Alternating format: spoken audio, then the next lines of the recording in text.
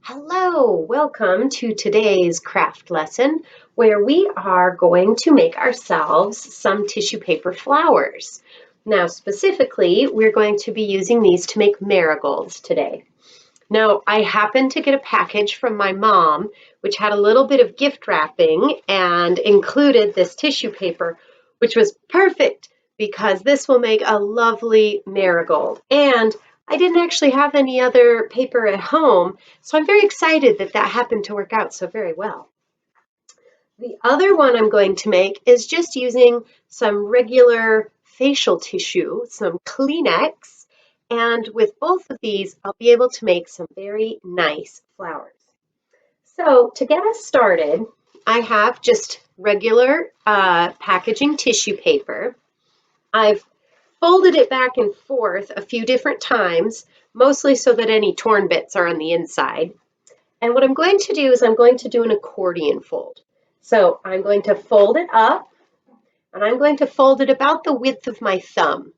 Now, you can make it bigger or smaller, but you want to make them even. So however big or small you want your flower to be, you want all of your accordion folds to be about the same.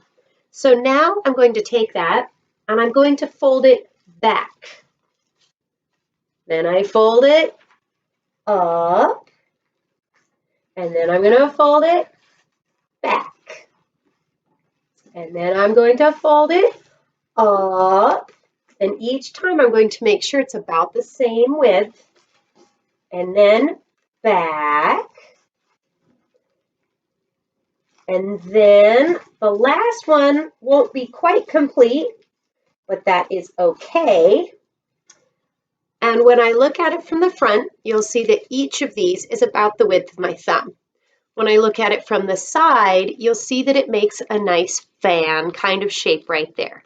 So if I were very hot and I needed to fan myself off, this is the same kind of fold I would use.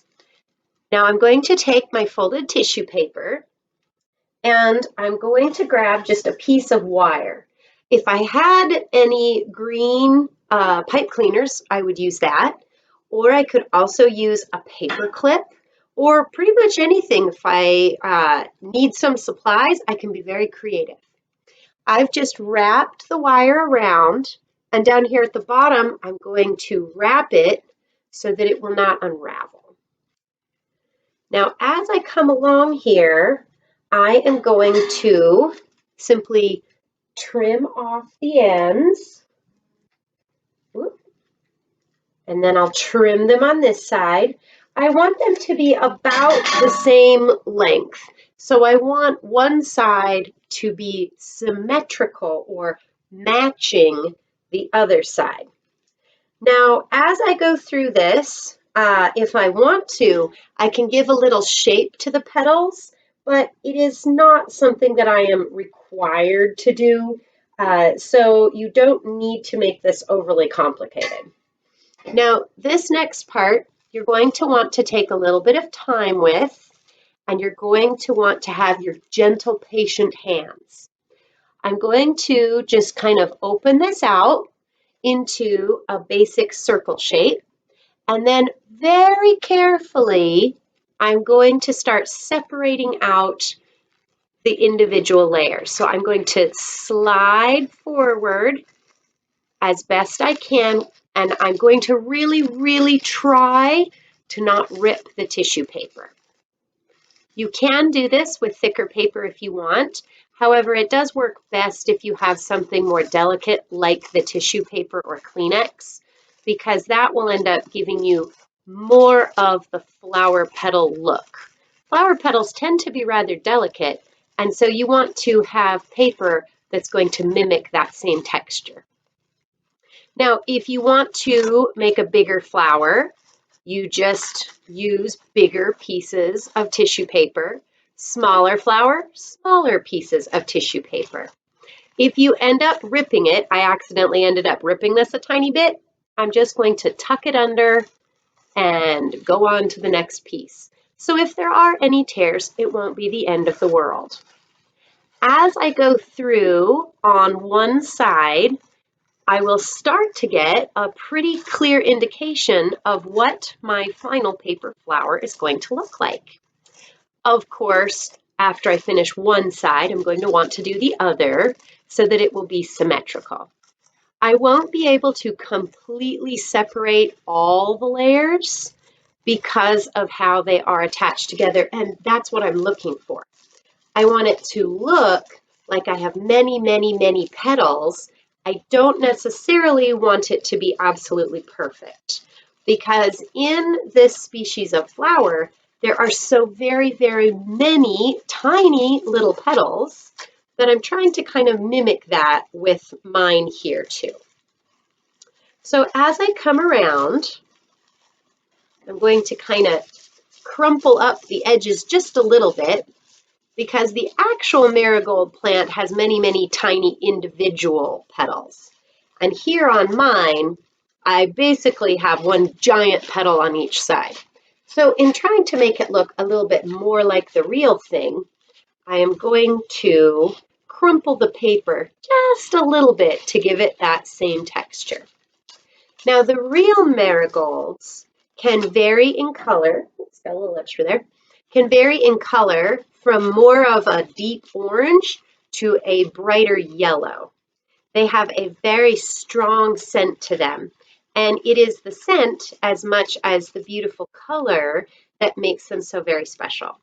Now, if you are a gardener and you grow marigolds in your garden, they also help keep bugs away.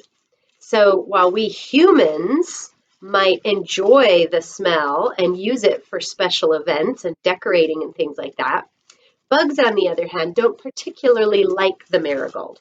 So I personally think they're pretty much the greatest flower in the history of ever. So I'm coming around to almost having this completed. And you can see that it does not take a huge amount of time to make your little tissue paper flower. So if you want to make decorations using more than one, you could make a wreath or a decoration for your table, or maybe you want to make some to put around the frame of a photograph.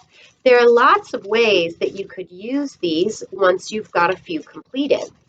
So the nice thing about having the wire is that I can use that to chain them together into a whole series in a nice link, or I could use them to wrap around something for decorations.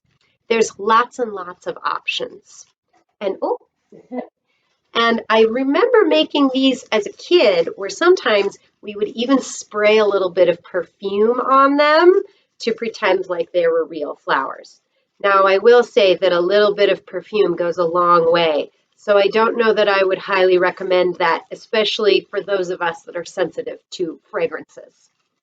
So here I have completed my basic flower. It is quite full and lovely, but I have some kind of ridges that don't look particularly great. My flower sort of looks like it has a mohawk down the middle. So what I can do is trim if I have any bits that stick out more than I want them to stick out. And now I can shape this around, do whatever I like, could put it behind my ear and look like a very lovely lady. So again, this is a way that I can use colored tissue paper to make myself a lovely little flower. The next one that I want to show you is doing something very similar. However, in this one, I'm going to use tissue paper. Now, this is a good option because if you're like me, I actually didn't have any of the right color laying around today, and it just happened to work out that when I opened a package from my mother, she had included a bit. So that was great. However, if you don't have any, you might have something like Kleenex laying around. You can also make this out of toilet paper, but make sure you leave enough toilet paper for its necessary purpose. Now, as I go back and forth here, I'm going to fold and fold and fold, and I will get down to my little pile. And before I do this, I'm just going to make sure that all of my ends are open and loose. I'm going to wrap the wire around them and twist. Again, paper clips work really well for this. Pipe cleaners are great, especially if you have green pipe cleaners. You can make it look a bit more like a stem. I'm going to trim the ends here. And I want to make sure they're pretty even, so I might have to trim that a little bit more. And then I very simply open up my tissue paper into a circular shape, and the same process continues. Now, depending on what kind of tissue you're using, some of them actually have multiple layers all together. So you might be able to make a bunch of layers depending on how much of it you use. Again, if you want to make a smaller flower, you would use fewer layers, and you would also not have to use as long a piece. So how long your strip is going to have an impact on how big your flower is. So it doesn't take very long with Kleenex. I'm just working my way back and forth, going from one side all the way down. And then when I get to the end here, I just start and I work my way all the way back.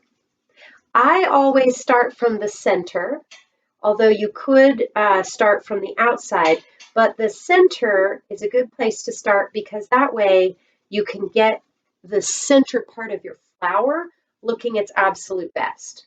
Remember, if the little bits and the petals aren't exactly even, that's okay because you can always trim them up a little bit later.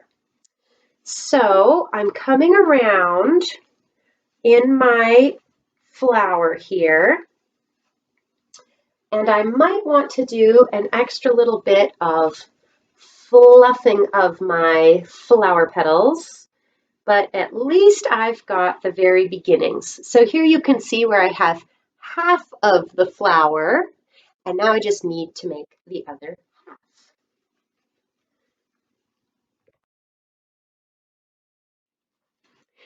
So I took my water that I had used just a little bit of highlighter and marked around, soaked up the water, and that gave me a nice soft sherbety kind of color. If you want to, you can even use paint or something like that to color the tissues. Now I am going to have to make sure that I let this dry before I do anything with it. It is pretty wet right now. And when I'm all done, then I can use this to decorate. I can chain them together. I can add them to different things. I can wire them on or hang them from items. And these, especially marigolds, work really well for decorations this time of year, especially if I'm setting up anything for Dia de los Muertos. However, you can use this same style of decoration for lots of different holidays. You just change it to whichever colors are the best colors for that holiday season. So happy art and enjoy making something crafty, and perhaps you will come up with a slightly different version of your own. It's always fun to play with materials, to problem solve, and see what you end up with.